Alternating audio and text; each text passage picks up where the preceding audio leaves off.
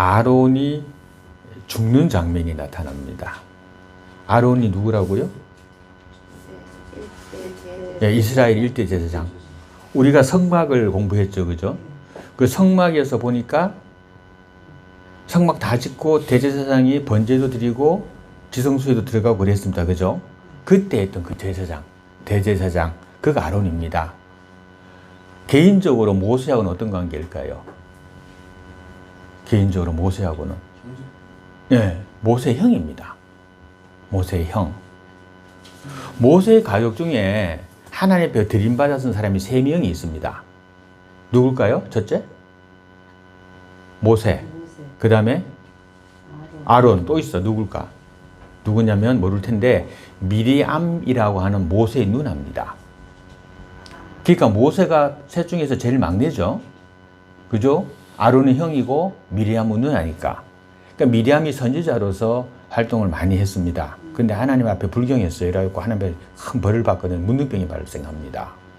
모세에게 대항했다가 하나님 벌을 주거든요. 그 다음에 아론은 개인적으로는 이 모세의 형인데 또 대제사장이 되었습니다.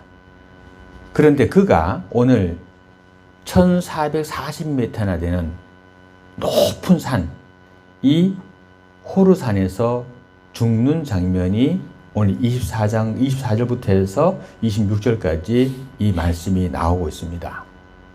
어떻게 하라는 하나님 명령이 있었고, 이 명령을 들은 하나님께서 즉시 아론과 엘르아사를 데리고 이 호르산에 올라갑니다. 그리고 그곳에 올라가서 모세가 형인 아론의 제사장의 그 에봇이라 그러는데 특별한 옷이거든요. 이 옷을 벗겨가지고 엘리에셀에게, 그러니까 즉 엘리에셀은 누구냐면 아론의 아들입니다. 이 아론의 아들은 엘리에셀에게 그 에봇, 제사장의 옷을 입혔더니 그랬더니 어떻게 했다? 아론이 그 자리에서 죽어버렸습니다.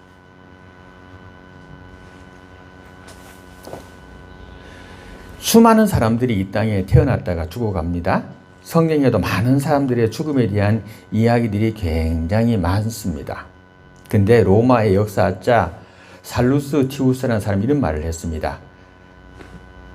태어난다 하는 것은 죽는 것이고 성장한다는 것은 늙어가는 것이니 이것이 인간 역사의 생활이다. 이렇게 말을 했습니다. 우리 인간은 태어나면서부터 결과적으로 보십시오. 죽어가는 겁니다. 그렇죠? 태어나면서부터 죽어가는 것이 인생입니다. 우리 윤아가 지금 10대살밖에 안 됐지만, 그죠? 우리 윤아가 만약에 100살을 산다 그러면 이미 10대살은 죽은 거야. 그죠? 태어나는 순간부터 죽어가는 겁니다. 그런데 사람이 태어난다는 것은, 또 사람이 살아간다는 것은 죽어가기 위해서 살아가는 겁니다. 결과적으로 보면은. 오늘 하루를 살았다라고 하는 건 뭡니까? 내가 오늘 하루를 삶으로써 내가 죽음의 하루도 가까워졌다. 이런 얘기 됩니다. 내가 이제 하루 더 빨리 죽게 되었다. 이런 얘기입니다. 오늘 하루 살았다니. 1년을 살았다. 내가 죽음에 1년 더 가까워지고 1년을 더 이상 못 산다. 이런 얘기입니다. 그런데 오늘 본문에 보니까 이 아론이 죽었는데 참 아름다운 죽음을 했습니다. 모든 사람들이 따라가야 할 그런 아름다움의 죽음을 맞이했습니다.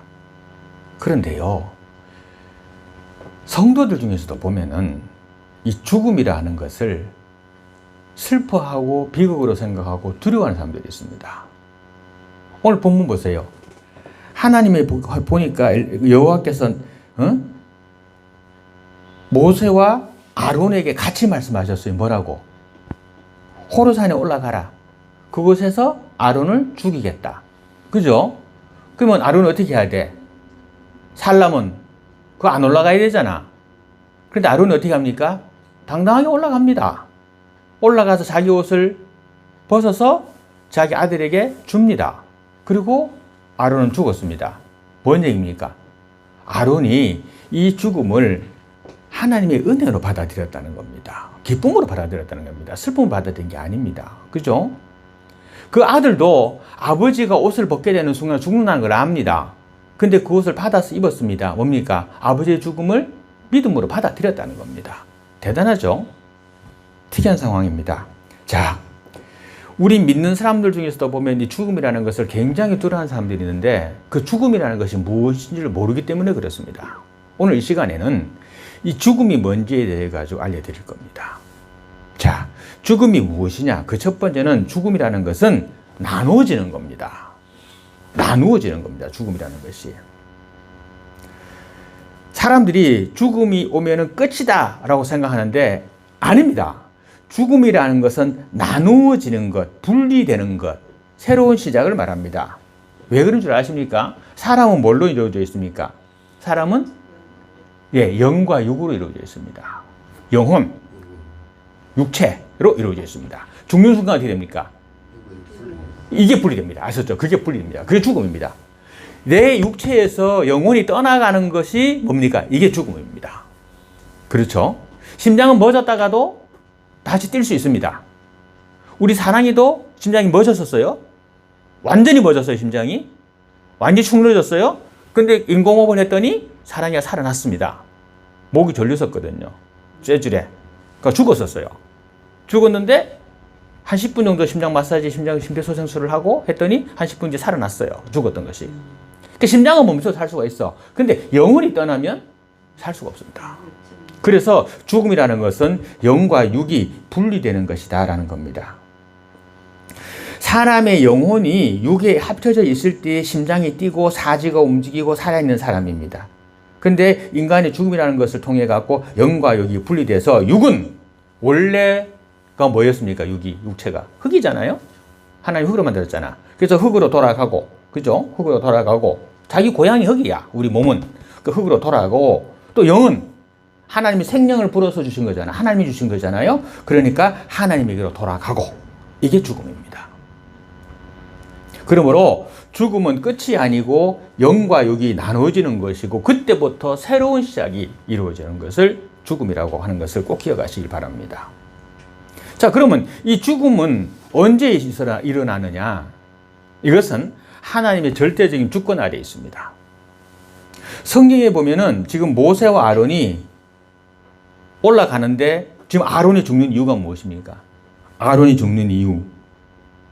아론이 죽는 이유가 있어요. 24절에 있어. 뭐라고 되어 있습니까? 24절 보세요. 24절 맨 밑에 쪽에 보면 있어. 자, 죽는다. 그 이유는 너희가 뭐라고? 어디서? 머리바 머리. 무슨 말인가 하면 이게 그거야. 네, 지난주에 말했는데 막대기로 가지고 바위에 명하여 물을 내라 라고 했는데 그걸 막대기 두드렸단 말이에요, 모세가. 이게 그 사건이야. 그때 너희가 내 말을 거역하고 너희 혈기로 갖고 했기 때문에 아론이 죽는다라고 하는 거예요.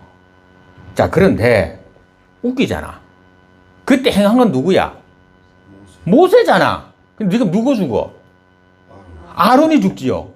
그죠? 하나님이 아론만 먼저 데려가고 모세는 남겨주었습니다. 차라리 사실적으로 말하면 누가 더 책임자야? 모세가 더 책임자입니다. 그죠? 모세가 더 책임자인데 모세는 데려가지 아니하고 아론만 데려간다? 이것은 뭐요?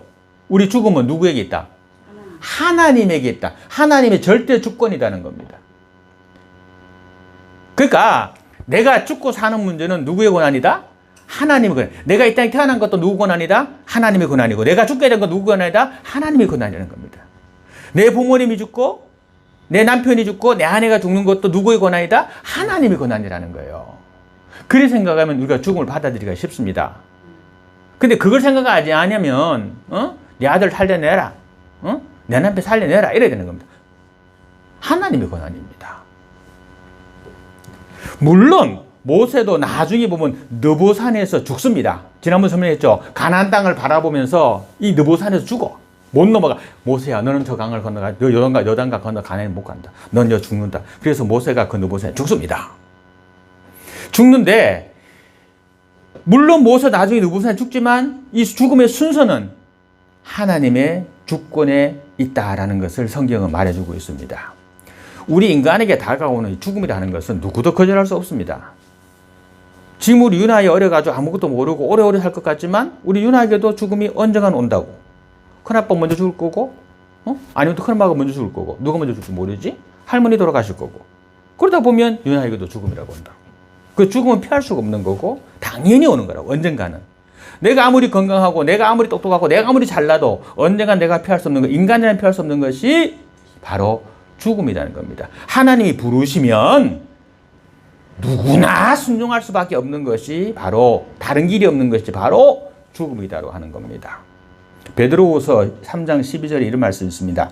하나님의 날이 임하기를 바라보고 간절히 사모하라. 그날에 하늘이 불이 타서 풀어지고 체질이 뜨거운 불에 녹아지려니와 우리는 그의 약속대로 의에 거하는 바 새하늘과 새 땅을 바라보도다. 그러므로 사랑하는 자들아, 너희가 이것을 바라보니 주 앞에서 점도 없고 흠도 없이 평강 가운데 살아가기를 힘쓰라. 이렇게 되어 있습니다. 언젠가 우리 앞에 죽음이 나타날 것이고 아니면 예수님이 재림할 터이니 그때에 하나님 앞에 당당하게 설 수 있도록 지금의 삶을 바르게 살아라, 이런 얘기입니다. 자, 죽음이라는 게 뭐냐 하나 더 있습니다. 죽음은 사명의 완성이고, 오늘 설교 본문 제목처럼 내 인생의, 우리 사람의 종착입니다. 자, 사람이 서울에서 부산을 갑니다. 가다 보니까 천안에도 쓰고 대전에도 쓰고 대구에도 쓰고 막 이럽니다. 그렇지만 안 내리고 계속 있었습니다. 부산에 도착했습니다. 어디 됩니까? 거기가 이제 그 기차의 마지막 종착역이야. 어디 됩니까? 내려야 됩니다. 자기가 안 내리고 싶어도 내려야 됩니다. 그렇죠? 죽음이 그거라는 겁니다. 자, 그런데 여기서 놀라운 게 하나 있습니다. 이 이스라엘의 제1대 대제사장이었던 아론이 이 대제사장만 입는 특수한 옷을 입고 있었는데 이 호르산에서 자신의 옷을 벗어서 제2 대제사장인 엘르아살에게 그의 임무를 교대합니다. 모세가 그 옷을 벗겨서 엘르아살에게 입혔을 때에 아론이 그 자리에서 죽게 됐습니다. 이게 무슨 문제 압니까? 사람마다 자기가 태어날 때는 이유가 있고 사명이 있다는 겁니다. 그런데 그 사명을 다 하지 아니하였을 때는 하나님이 살려둔다는 겁니다. 그러나 그 사명이 다 하였으면 어떻게 한다? 하나님이 데려가신다. 왜? 그 사명 다 하려고 고생했으니까 이제는 편안하게 쉬게 하려고. 아까 전에 찬송 부르던 것처럼 우리네 가는 인생길이, 그죠? 참 힘들어. 언젠가 돌아갈래 하늘나라. 그와 마찬가지로 내 사명이 끝나면 하나님이 데려간다는 겁니다. 아론의 사명이 끝나서 엘르아살이 아론의 대신해서 대제사장직을 감당할 수 있게 되니까 하나님이 아론을 데려가신 겁니다. 그러니까 내가 살아있는 이유는 내가 아직까지 사명이 끝났다 안 끝났다? 안 끝났다는 겁니다. 아셨죠? 제가 살아있는 이유도 하나님이 아직까지 내게 주신 사명이 나는 뭔지 잘 모르지만 또 알 수도 있지만 그것이 아직도 나에게 있다라는 겁니다. 아직 안 끝났다는 겁니다. 아론의 대제사장직의 사명이 끝나는 순간에 하나님께서 그를 불러가셨습니다. 여러분이 지금 생존에 있는 것도 마찬가지로 아직까지도 할 사명이 남아있기 때문에 그렇습니다. 주어진 사명이 미완성인 상태이기 때문에 지금 살아있는 겁니다. 그것이 사명이 완성되면 하나님께서 어떻게? 천국으로 데려간다는 겁니다. 그럼 나에게 어떤 사명이 남아있을까? 그는 각자가 하나님께 물어봐야 될 일입니다. 무엇일까? 하나님이 나를 지금도 살려놓으신 이유가 무엇일까? 여러 가지 있을 수 있습니다. 지금 데려가면 부끄러운 구원을 얻을 수가 있어. 지금 데려가면 하나님이 상주기가 참 껄끄러워. 왜? 그동안 하나님 앞에 헌신하고 봉사하고 충성하고 하나님 앞에 대해서 했던 것이 너무 적으니까 하나님 줄 상급이 너무 적어. 그죠? 그래서 더 큰 상급을 주기 위해서 살려놓을 수도 있습니다. 아니면 또 누군가를 전도하거나 누군가에게 복음을 전하고 누군가에게 하나님의 영광을 드러내게 하기 위해서 살려놓을 수가 있습니다. 믿음의 사람이라면 그렇습니다. 하나님 아예 떠나버린 세상의 사람은 그렇지 않습니다. 그것도 물론 하나님이 데려가시지만은 그 얘기는 하나님의 사명이 다 있다 데려가는 것이 아닙니다. 때가 되면 데려가는 겁니다. 그거는. 사도 바울이 이런 말을 했습니다. 디모데후서 4장 7절 8절에 내가 선한 싸움을 싸우고 나의 달려갈 길을 마치고 믿음을 지켰으니 이제후로는 나를 위하여 의의 면류관이 예비되었으므로 주 곧 의로우신 재판장이 그날에 내게 주실 것이니 내게만 아니라 주의 나타내심을 사모하는 모든 자에게니라고 했습니다. 무슨 말입니까? 우리가 이 땅에 살면서 선한 하나님의 싸움을 싸우고 여러분이 달려갈 길을 마치고 그리고 믿음을 지키면 하나님께서 여러분에게 주실 면류관을 가지고 있다가 여러분 오면 그것을 주실 것인데 바로 우리 모두에게 주실 것이다. 그런 얘기입니다. 하나님이 부르실 때에 할렐루야 감사합니다. 내 사명 다하고 하나님 불러주시 감사합니다. 라고 하고 이렇게 장쾌하게 대답하고 올라갈 수 있는 우리 모두 되기를 축원합니다. 죽음은 말씀드렸습니다. 끝이 아니라고 새로운 시작이라고 분리라고 말씀을 드렸습니다. 죽음은 영원히 누릴 참 안식에 들어가는 겁니다. 자, 아론의 삶을 한번 볼까요? 아론이 언제 태어났느냐? 언제 태어났습니까? 아론이 모세보다 3살 많은 형이거든? 그러니까 모세 태어날 때 어떻게 했어요? 사내 아이들 막 죽을 때잖아. 그죠? 아론도 그때 태어났어요. 근데 모세 태어났을 때 사내 아이들인데 막 직접적으로 죽일 때인 것 같고 아론이 태어날 때는 그 정도는 아니었던 것 같아. 그래서 아론은 살았겠죠. 그죠? 자, 그런데 태어나서 어떻게 했어요? 그때부터 해서 자기가 나중에 출애굽할 때까지 약 80년의 세월 동안 어떻게 합니까? 그 평생의 세월을 애굽에서 노예이 됐잖아. 그죠? 매 맞아가면서 노예로 살았습니다. 평생에 쉼이 없었습니다. 평생에 고난이 있었습니다. 평생에 아픔이 있었습니다. 아론이. 그렇죠? 그러다가 동생과 함께 200만 명의 이스라엘 백성들이 인도하는 그 과업을 맡고 그리고 광야길을 40년을 걸었습니다. 40년을 걸으면서 사람들로부터 질타도 받고 욕도 먹고 막 오만 일을 다 당했습니다. 대제사장이 돼가지고 막 하나님의 엄중한 그 책임감을 가지고 하나님의 일을 감당했습니다. 그죠? 그 세월을 120여 년을 산 겁니다. 그 세월을. 그러니까 이 아론의 생애에서는 한 번도 참다운 안식을 가져본 적이 없다라는 겁니다.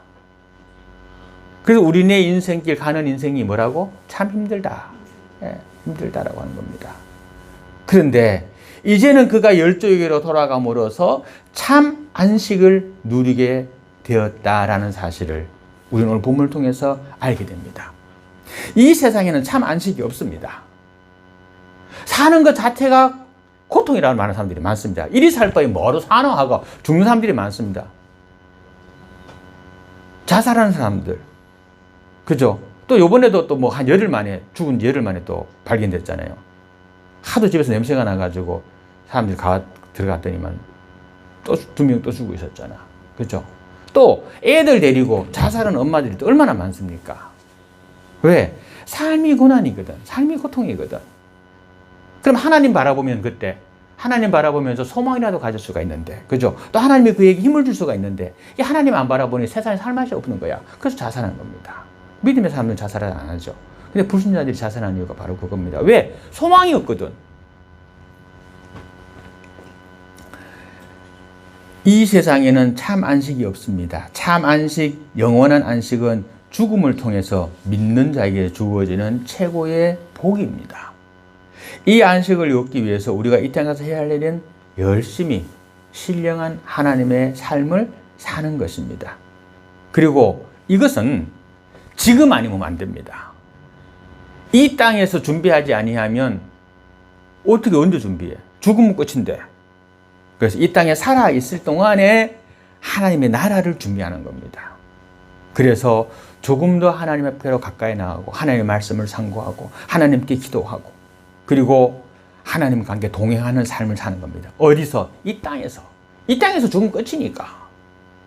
그래서 이 땅의 세상의 것보다도 하나님 것을 더 소중하게 생각하고 이 땅을 위해서 살아가려고 열심히 살아야 되지. 맡겨졌으니까. 하지만 하나님의 앞에 삶을 소중하게 생각할 줄 알고 이렇게 하라는 겁니다. 이 땅에서 준비하지 못하면 준비할 데가 없기 때문에 그렇습니다. 열심하는 신앙생활의 모든 이력과 경력, 즉 기도하고 성령 읽고 헌신하고 봉사하며 하나님의 말씀대로 살아가는 이 모든 것은 결코 어떤 것이 아니라 나중에 내게 얻어질 참 안식을 준비하는 지금의 모습이 되기 때문에 그렇습니다. 주님을 바로 잘 섬기던 성도들은 황금과 보석이 가득한 곳에서 안식하게 될 것입니다. 맑은 유리 같은 참 물이 흐르고 정금으로 되어지는 길을 산책하게 될 것입니다. 생명강가에서 푸르고 달고 맛난 12가지 과실을 먹게 될 것입니다. 참 안식처에서는 다시 죽는 일이 없습니다. 병도 없고 고통도 없고 슬픔도 없습니다. 언제나 찬란한 하나님의 영광만이 가득한 곳입니다. 성경은 우리 인간을 뭐라고 말합니까? 시편 103편 15편에 보니까 인생은 풀과 같으며 그 영화가 들의 꽃과 같다라고 말합니다. 풀? 뜨거운 바람 불어오면 다 사그러들어 버립니다. 꽃이 이쁜 것 같습니다. 그러나 추운 겨울이 오면 다 없어져 버립니다. 우리 인생이 그렇답니다. 야고보서 4장 14절에 내일 일을 너희가 알지 못하는도다. 너희 생명이 무엇이뇨? 너희는 잠깐 보이다 없어지는 안개니라. 그리 되어 있습니다. 돌아보십시오. 50년, 60년 세월이 돌아보십시오. 잠깐 아니었습니까? 어느 세월에 나이가 60이 넘었습니다. 60이 돼갑니다. 이게 인생입니다. 얼마 남았습니까? 얼마 안 남았습니다. 더 빨리 갑니다. 올해가 2023년입니다. 얼마 안 돼가 벌써 3월달입니다. 3월달 다 돼갑니다. 그래서 시편 90편 10절과 12절에 우리의 연수가 70이요 강건하면 80이라도 그 연수의 자랑은 수고와 슬픔뿐이요 신속히 가니 우리가 날아가나이다 이렇게 말하고 있는 겁니다. 날아온 것 같잖아요. 너무 빠르잖아요. 10년만 더 젊었으면 라는 생각까지 하게 됩니다.